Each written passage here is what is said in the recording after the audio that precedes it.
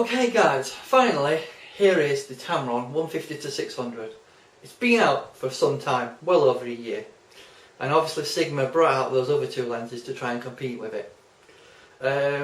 What I just wanted to tell you about the lens is basically it focuses to 2.7 meters, which is basically a centimetre closer than the contemporary can focus, but it's also a centimetre less than what the Sigma Sport can focus to.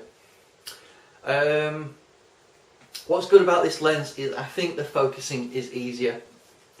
On the contemporary and Sport it's a lot stiffer to move than that, but it's really quick to move the focusing ring for manual focus, and it's a lot bigger as well. So to me, if you're wanting something that's quite light but with a good manual focusing ring, you couldn't go wrong with the Tamron 150-600. So what do you have on the lens? Well, just like the Sigma's Contemporary and Sport, you've got a you have VC, but on this they don't have a panning selection mode. Basically, algorithms within the camera detects you panning automatically, and you don't need to turn it on and off or put it into another mode or anything like that. You've got autofocus and manual focus. You do have full-time manual focus on this, and you have just two selections on this lens for your focus limiters. You've got full and 15 meters to infinity. It's a good lens. Looking at the examples you'll see, what I have noticed is it's slightly, only ever slightly, less sharp than the Sigma Contemporary version and Sport. Basically, you won't notice the difference on a crop sensor camera. You might notice the difference on a full frame. And what I did want to say is, in this review, keep in mind that if you're using full frame, your focusing will be a lot quicker than my tests have shown. And it's very possible, if you're using full frame, you may not experience any slight hiccups with the focusing like I had on this 7D at the long end at 600mm. So, you know, full frame, it probably will work a lot better than it does on a crop sensor camera. Saying that, it focuses very well.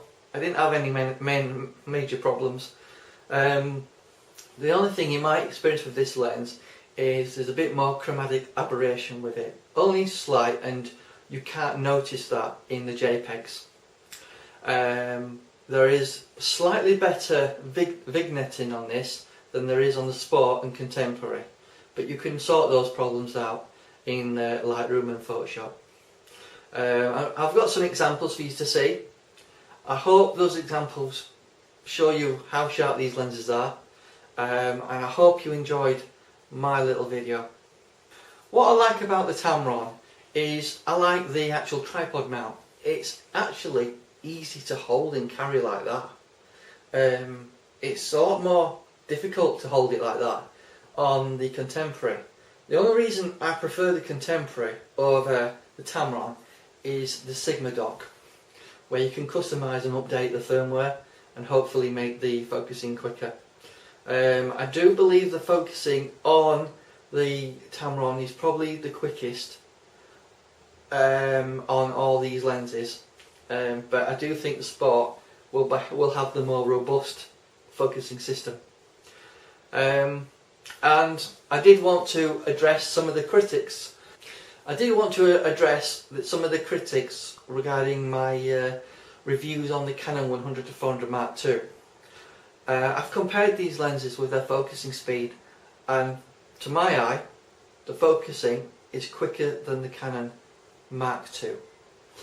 That's my honest opinion, and I hope this overview of these three lenses has been helpful. For me, I didn't know which one I wanted to go for. Personally, I'm going to go for the Contemporary because it's a lot lighter than the Sport version.